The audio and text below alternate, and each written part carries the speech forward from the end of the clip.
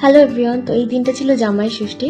তো আমাদের বাড়িতে অনেক কিছু আয়োজন হয়েছিল খাওয়া দাওয়ার। অ্যাকচুয়ালি আমাদের জামাই ষষ্ঠী খুব ট্র্যাডিশনালভাবে হয় না, আমরা খাওয়া দাওয়া করি, এনজয় করি, চিল করি, ব্যাস এটুকুই। খুব ভালো লাগে আমার জামাই ষষ্ঠী, আর দারুণ কেটেছিল দিনটা।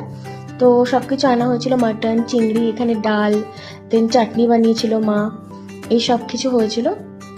আর খুব ভালো রান্না বান্না হয়েছিল। আমি এখানে কিছু বলছিলাম, আমি হয়তো ইন্ট্রো দিচ্ছিলাম কিছু, আমি জানি না। যাই হোক, তো এই হচ্ছে আমাদের বাড়ির জামাই, যে সকাল থেকে শুধু কাজই করছে। অয়নদা হচ্ছে আমাদের বাড়িতে জামাই কম, আমাদের বাড়ির ছেলেই বেশি। মানে অয়নদা রান্না করতে খুব ভালোবাসে, অনেক কিছু বানিয়ে বানিয়ে খাওয়ায় আমাদেরকে।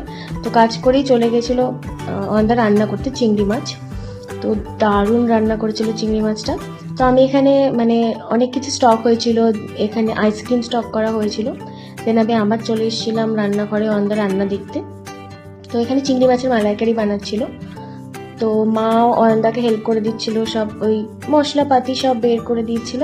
তো অয়নদা ফাইনালি রান্না করেছে এইটা, আর মা বানিয়েছিল বাকি আইটেমগুলো, যেমন ওই মাটন, দেন চাটনি, এইসব। তো এখানে মিষ্টিও আনা হয়েছিল, অনেক কিছু, রসগোল্লা আর সন্দেশ। এখানে হচ্ছে আমাদের চিংড়ির মালাইকারি ডান, এখানে হচ্ছে মেন ডিশ যেটা হচ্ছে মাটন। তো দারুণ হয়েছিল, জাস্ট অসাম। তো দিদি পুরোপুরি রেডি, একদম সেজে গুজে। আমরা কেউ ওসব কিছু করি না, বাট ও সাজতে খুব ভালোবাসে, তো ও পুরোপুরি রেডি হয়ে গেছিলো। এখানে হচ্ছে বাবা, দিদি, আর এখানে ফার্স্টে অয়নদা খেতে বসেছে, চাইছিল না বসতে, তো সবাই জোর করেছি, না তোমাকে আগে খেতে হবে। তো ফাইনালি বসেছে, বসে খাওয়া দাওয়া করলো। এখানে হচ্ছে মানা ঘুমায়। তো আমাদের বাড়ির ছোট্ট সদস্য সবচেয়ে, মানে মানু আছে, মানুর থেকেও ও ছোট। তো আমিও লাস্টে খেয়ে দিলাম, আর প্রত্যেকটা রান্না আমার জাস্ট দারুণ হয়েছে।